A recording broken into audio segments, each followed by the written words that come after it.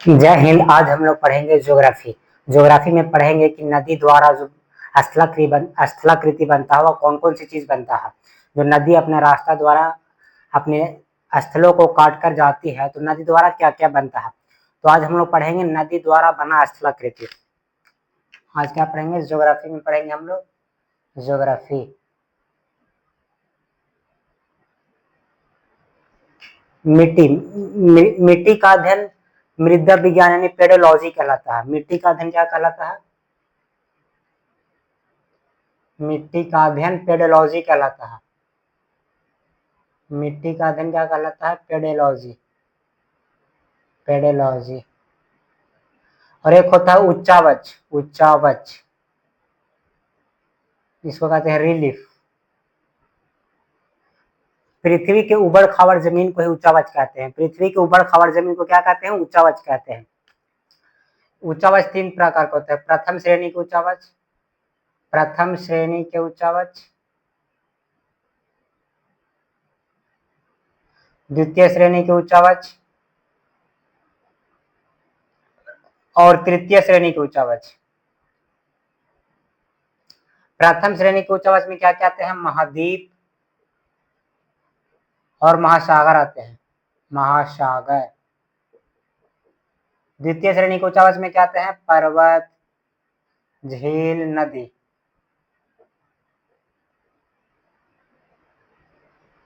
नदी कहने का मतलब कि प्रथम श्रेणी के उच्चावच में बहुत बड़े बड़े स्थल आते हैं, जैसे महाद्वीप हो गया, महासागर हो गया। और द्वितीय श्रेणी के उच्चावच में क्या आता है?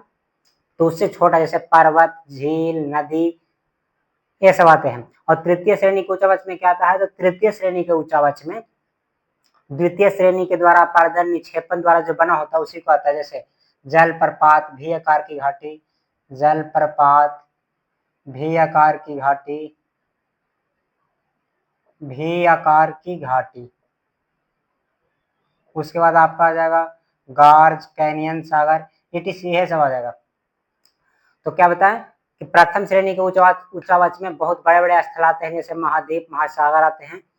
और द्वितीय श्रेणी के उच्चावच में उससे छोटा आते हैं पर्वत, पठार, झील, नदी। तृतीय श्रेणी का उच्चावच में जो द्वितीय श्रेणी के उच्चावच से अपारदन द्वारा बनता है, तो उसी को कहते हैं तृतीय श्रेणी में आता है। और अपारदन किसे कहते हैं? अपारदन।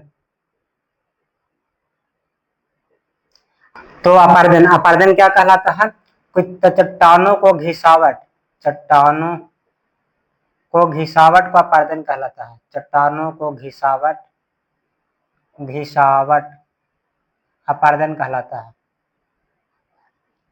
अपारदन कहलाता है। अपारदन क्या कहलाता है? जो चट्टानों को घिसावट होता है उसी का अपारदन कहलाता है। और एक होता है अपक्षय। अपक्षय यानी वेदरिंग। अपक्षय, अपक्षय क्या कहलाता है? तो चट्टानों को टूटना फूटना, चट्टानों को टूटना फूटना, चट्टानों को टूटना फूटना अपक्षय कहलाता है। अपक्षय कहलाता है। अपारदन क्या कहलाता है? तो चट्टानों को घिसावट को अपारदन कहते हैं। और अपक्षय किसे कहते हैं? तो चट्टानों का टूटना फूटना अपक्षय कहलाता है, वेदरिंग कहलाता है। अपक्षय भौतिक और रासायनिक दोनों तरह से होता है। यदि वायु वायु की गति, जल की गति से टूट फूट रहा है तो वह हो गया भौतिकरण। जबकि अम्ल और क्षार के द्वारा वह टूट रहा है तो हो गया रासायनिकरण। अपक्षय दो तरह से हो सकता है, एक भौतिक कारण से, एक रासायनिक कारण से। ये कितने तरह से हो सकता है? दो तरह से। एक होता है भौतिक कारण से और एक होता है रासायनिक कारण से। अम्ल एवं क्षार, अगर अम्ल एवं क्षार से, अम्ल एवं क्षार से टूटा है तो हो जाएगा क्या? रासायनिक। और बल, दाब से टूटा है तो वह हो जाएगा भौतिक कारण। तो इस प्रकार हम लोग अपारदन, एक होता है निक्षेपण, एक होता है निक्षेपण, निक्षेपण। और जब चट्टान वायु की गति, जल की गति से अपारदन हो जाता है, वह अपर्दन किसे कहते हैं? चट्टानों को घिसावट को अपर्दन कहते हैं। और अपर्दन कैसे बहुत तरह से हो सकता है, वायु से हो सकता है, हवा से, भूमिगत जल से हो सकता है, जल से हो सकता है। और वही अपर्दन जब अपर्दन जिस जगह पे जमा होता है उसे निक्षेपण कहते हैं। अब निक्षेपण क्या होता है? तो फलस्वरूप अपर्दन के फलस्वरूप जो गाद या कचरा जमा, जो गाद, जो निक्षेपण किसे कहते हैं? तो जो अपर्दन होता है उसके फलस्वरूप जो गाद कचरा जमा हो जाता है, और जहां पे जमा हो तो इसे क्या कहते हैं? निक्षेपण। गाद जमा हो जाता है उसी को कहते हैं निक्षेपण। जमा हो जाता है उसे निक्षेपण कहते हैं, निक्षेपण कहते हैं।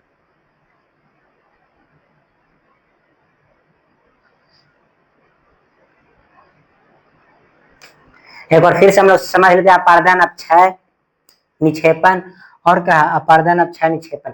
अपर्दन क्या है?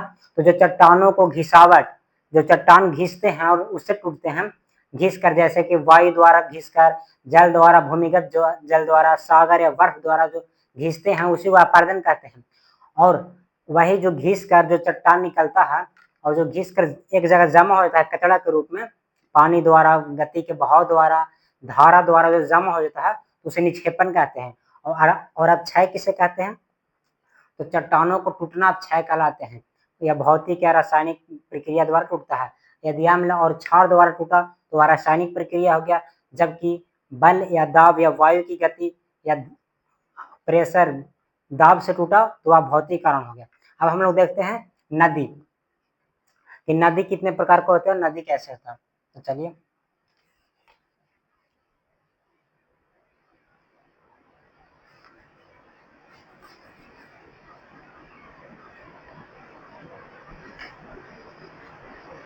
नदी। अब हम लोग देखते हैं नदी। तो नदी जहां से निकलती है उसे उद्गम कहते हैं, और नदी जहां जाकर मिल जाती है उसे मुहाना कहते हैं। फिर से समझते हैं, अगर नदी जहां से निकलती है उसको उद्गम कहते हैं और जहां जाकर मिल जाती है उसके उसे मुहाना कहते हैं।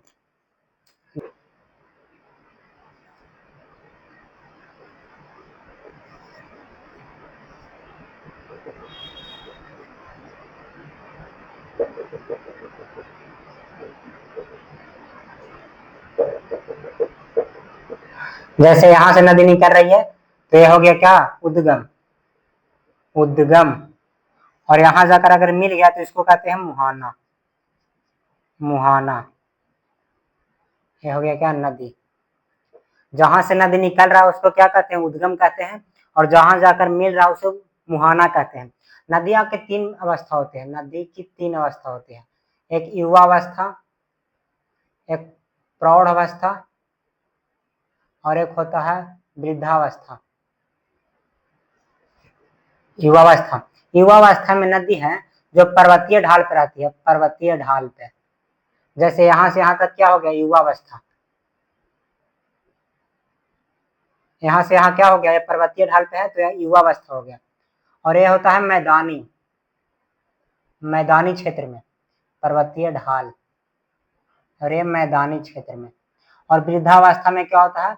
ये लगभग मुहाने पर होता है, मुहाना, मुहाना पर मिलने के दौरान। फिर से समझते हैं, नदियां की तीन अवस्था होती है, युवावस्था, वृद्धा, प्रौढ़ अवस्था और वृद्धावस्था। तो नदियां पर्वतीय ढाल से अगर आती है तो उसका धारा बहुत तेज रहता है, उसका धारा बहुत तेज रहता है, इसलिए हम उसे युवावस्था कहते हैं। और यदि नदियां जब मैदानी क्षेत्र में आता है तो उसका धारा मध्यम रहता है, यानी मीडियम रहता है, तो उसे हम लोग प्रौढ़ अवस्था कहते हैं। और नदियां जब मुहाने पर आ जाती है, गाद कचरा जमा करते हुए, निक्षेपण करते हुए, तो वह वृद्धावस्था होती है और अंत में जाकर वह समुद्र में गिर जाती है। जैसे पर्वत है, यहाँ से यहाँ क्या हो गया? यह हो गया युवावस्था में, इसको कह सकते हैं, इसको हम कह सकते हैं कि मैदानी क्षेत्रों में है तो इसको हम प्रौढ़ अवस्था कह सकते हैं, प्रौढ़ अवस्था। और इसको हम कह सकते हैं क्या? वृद्धावस्था, प्रौढ़ अवस्था।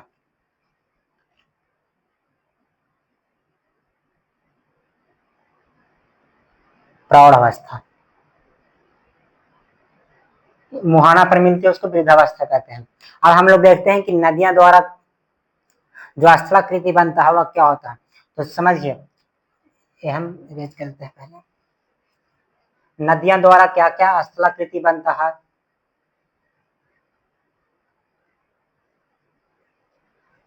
और अब बना से एक होता है प्रवणता। प्रवणता तो किसी जगह से समुद्र की ऊंचाई को प्रवणता कहते हैं। किसी स्थल से समुद्र की ऊंचाई को क्या कहते हैं? प्रवणता कहते हैं। प्रवणता जितनी अधिक होगी नदियां की ढाल उतनी अधिक होगी। प्रवणता जितनी अधिक होगी नदियां की ढाल उतनी अधिक होगी।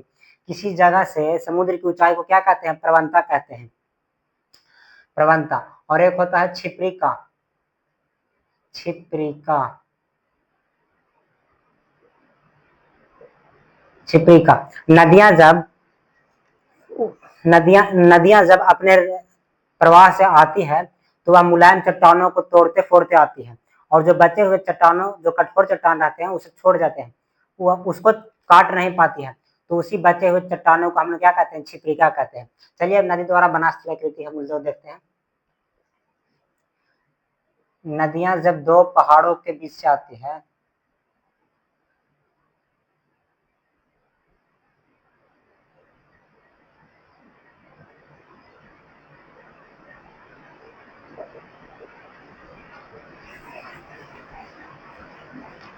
नदियां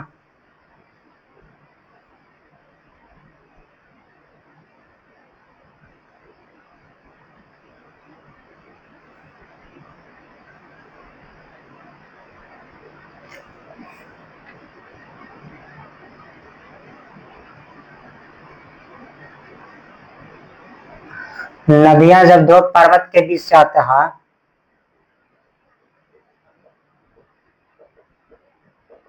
ये हो गया पर्वत, ये हो गया नदी, और ये हो गया पर्वत। नदियां जब दो पर्वतों के बीच से आती है तो वह गार्ज का निर्माण करती है, एक भी आकार की घाटी का निर्माण करता है। भी आकार की घाटी, ये क्या हो गया? भी आकार की घाटी हो गया। फिर से समझिए, नदियां जब दो पर्वतों के बीच से आती है तो वह भी आकार की घाटी का निर्माण करता है, और यही नदियां भी आकार की घाटी जब अधिक गहरी हो जाती है, यानी कहने का मतलब अधिक गहरी हो जाती है, तो यह गार्ज का निर्माण करता है। गार्ज, ये क्या हो गया? गार्ज। क्या होता है? नदियां जब दो पर्वतों के बीच से निकलती है तो वह भी आकार की घाटी का निर्माण करता है, और वही भी आकार की घाटी जब अधिक गहरी हो जाती है तो वह गार्ज का निर्माण करता है। वह गार्ज का निर्माण करता है। गार्ज सिंधु सतलज नदी है। सिंधु सतलज, सिंधु सतलज द्वारा बहुत सारा गार्ज बना हुआ है, यानी गार्ज बनाने में मदद करता है क्योंकि इसकी धारा प्रवाह बहुत ही तेज है। फिर देख लेते हैं हम लोग जलप्रपात। जलप्रपात किसे कहते हैं? जलप्रपात।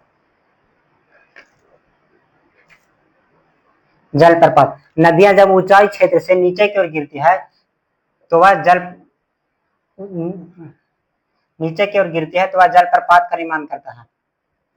जलप्रपात का निर्माण करता है। नदियां जब ऊंची क्षेत्र से नीचे की ओर गिरती है तो वह जलप्रपात का निर्माण करता है, और यह पहाड़ी या पठारी क्षेत्रों में देखा जाता है। और जिस जगह पे गिरती है इसको अवनमन कुंड कहते हैं। अवनमन कुंड। अवनमन कुंड, जिस जगह पे गिरती है उसको अवनमन कुंड कहते हैं, और इसको कहते हैं जलप्रपात। जलप्रपात, नदियां जब ऊंचाई से गिरती है तो वह जलप्रपात का निर्माण करती है। किसी पर्वत से होकर नीचे की ओर गिरती है तो वह जलप्रपात का निर्माण करती है, और जिस जगह पे गिरती है उसको अवनमन कुंड कहते हैं। जिस जगह पे गिरती है उसको अवनमन कुंड कहते हैं। और जब नदियां जब दो पर्वतों के बीच से होकर नीचे गिरती है तो वह भी आकार की घाटी का निर्माण करती है, और वही भी आकार की घाटी जब अधिक गहरी हो जाती है तो गार्ज का निर्माण करती है। और गार्ज भी जब गार्ज अधिक गहरी हो जाती है, गार्ज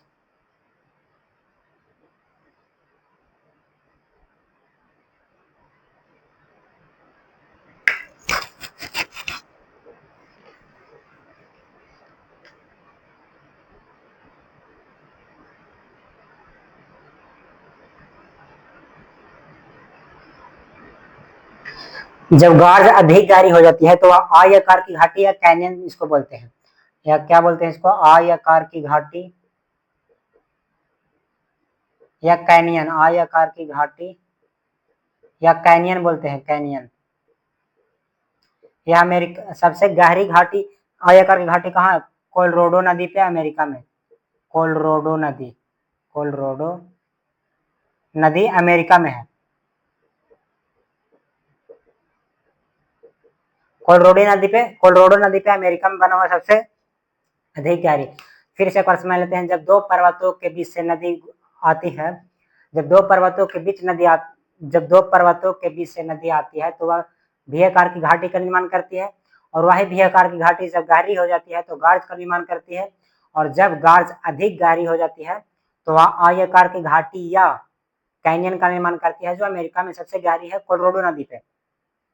और जब ऊंचाई क्षेत्र से गिरती है तो वह जलप्रपात का निर्माण करती है, और जिस जगह पे गिरती है उसको अवनमन कुंड कहते हैं। कि मैदानी क्षेत्र में नदी द्वारा क्या क्या बनता है, ये तो हम लोग पर्वत क्षेत्र में देखिए, पर्वत पठार क्षेत्र में देखिए, हम लोग देखते हैं कि मैदानी भाग क्षेत्र में नदी जब चलती है तो क्या बनता है। जब नदी मैदानी क्षेत्रों में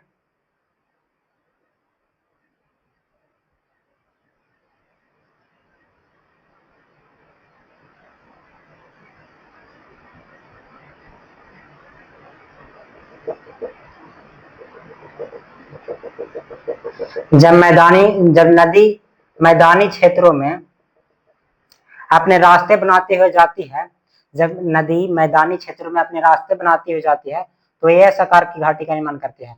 वह देखिए इस प्रकार से एस आकार की घाटी का निर्माण कर रही है, तो यह क्या हो गया, एस आकार की घाटी, एस आकार की घाटी। और जब यही नदी का बहाव तेज हो जाता है, यही नदी का बहाव तेज हो जाए और यहाँ से ये इधर अलग रास्ता बना ले, इधर से क्या बना ले, अलग रास्ता बनाकर, और इसमें मिल जाए, इसमें क्या हो, मिल जाए, तो यह क्या बन जाएगा, यह बन जाएगा इस, और जब यही नदी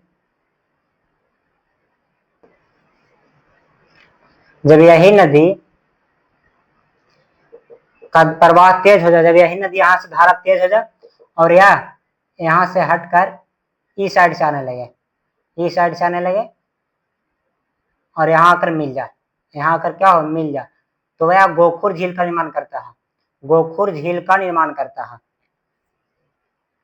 यही नदी यहाँ से प्रवाह तेज हो जाए और वह एस आकार की घाटी का निर्माण है, यहाँ से अपना चट्टानों को काटकर, मैदानी भागों को काटकर अपना इस प्रकार से निर्माण बना ले, तो यह गोखुर झील का निर्माण कर देता है। यह क्या हो गया, गोखुर झील, गोखुर झील, गोखुर झील बिहार, एशिया की सबसे बड़ी गोखुर झील बिहार के कांवर झील है। बिहार की कांवर झील क्या है, गोखुर झील है, एशिया की सबसे बड़ी झील है, तो वह गोखुर झील का निर्माण करता है। और इस प्रकार यह आकार की घाटी हो गया, गोखुर झील का निर्माण करती है।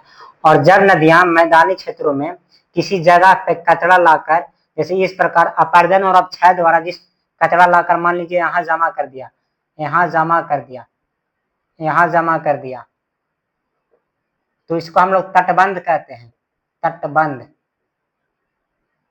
तटबंध। मैदानी क्षेत्रों में नदियां जब गाद या कचरा जिस जगह पे जमा करता है तो उसे तटबंध कहते हैं, जिस जगह पे जमा करता है तो उसे तटबंध कहते हैं। और यदि यही नदियां गाद कचरा को बीच में जमा कर दे, बीच में जमा कर दे काफी मात्रा में, तो उसे हम लोग डेल्टा कहते हैं। जब बीच में जमा कर दे तो डेल्टा नहीं, नदी द्वीप, द्वीप कहते हैं इसको, डेल्टा नहीं द्वीप कहते हैं। जब नदियां साइड में जमा करे तो उसको तटबंध कहते हैं, और यही नदियां जब कचरा को बीच में जमा कर दे काफी मात्रा में तो उसे हम लोग द्वीप कहते हैं, द्वीप, द्वीप।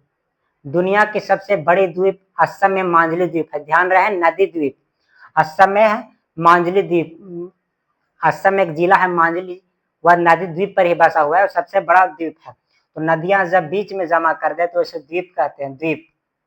और जब पास में जमा करे नदी के अगल बगल में तो उसे तटबंध कहते हैं, तटबंध और द्वीप में यही अंतर है। कि नदियां द्वीप कहते हैं। और नदियां जब मुहाने पर आती है, जहां पानी गिराती है, तो वहां बहुत जगह अलग अलग रास्ताओं में बढ़ जाती है, अलग अलग रास्ता में बढ़ जाती है। इसे हम लोग वितरिका कहते हैं, वितरिका, वितरिका कहते हैं। नदियां जब मुहाने पर आकर अलग अलग जगह रास्ता में बढ़ जाए तो उसे हम लोग क्या कहते हैं, वितरिका कहते हैं, वितरिका।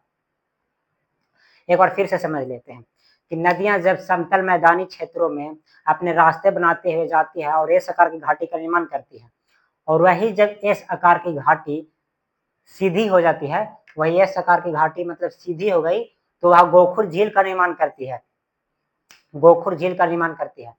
और नदियां जब गाद कचड़ा अपरदन और निक्षेपण द्वारा, अक्षय और अपरदन द्वारा गाद कचड़ा लाकर अपने किनारे में जमा कर देते हैं, तो कर देती है, तो उसे हम लोग तटबंध कहते हैं। और वही कचड़ा जब बीच नदी के बीच में जमा होता है तो हम लोग उसे द्वीप कहते हैं। विश्व की सबसे बड़ी द्वीप मांझली द्वीप असम में है। और नदियां जब मुहाने पर आकर अलग अलग